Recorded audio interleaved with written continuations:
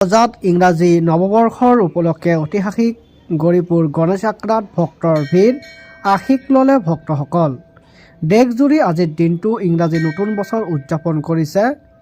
সমান্তৰালভাৱে ধুবুৰী জিলাৰ ৰাতিপুৱাই এক উৎসৱমুখৰ পৰিৱেশ হৈ পৰিছে গৌৰীপুৰ চহৰৰ গণেশ আখৰা মন্দিৰত। পুৱাৰ পৰাই জিলাখনৰ বিভিন্ন অঞ্চলৰ পৰা শ শ ভক্তসকলে নতুন বছৰতো সুন্দৰকৈ পাৰ হ'বৰ বাবে আশীষ ল'বলৈ দেখা গৈছে এইখন মন্দিৰত।